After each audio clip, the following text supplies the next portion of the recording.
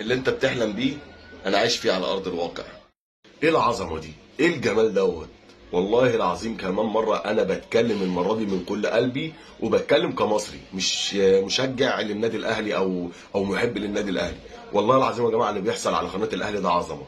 انا عارف ان الاعلام مش جايب لك حاجه، بس فعلا عايز تتفرج على العظمه والرقي والتنظيم ازاي، واللي انت تحتفل ازاي وتفرح ازاي. اتفرج على قناه الاهلي، اتفرج الاهلي بيعمل ايه، اتفرج النادي الاهلي مشرفك ازاي. الاحتفاليه اللي بتحصل دلوقتي دي العالم كله بيتفرج عليها، العالم كله بيتفرج عليها. اهلي النهارده بيعلن عن انشاء استاد النادي الاهلي، حلم جماهيره من سنين. نادي الاهلي ان شاء الله من اول الموسم اللي جاي هيذيع مباريات الدوري، المباريات بتاعته الخاصه بيه هيذيعها على قناه النادي الاهلي. هيذيع دوري ابطال افريقيا المباريات بتاعته كلها على قناه الاهلي، وهيتعمل قناه باسم النادي الاهلي في الراديو. انت عارف الكلام ده معناه ايه؟ عارف اللي بيحصل ده معناه ايه؟ معناه ان انت بتشجع اعظم نادي في الكون. الكلمه دي مش من فراغ يا جماعه، احنا ما بنقولش كلام وخلاص.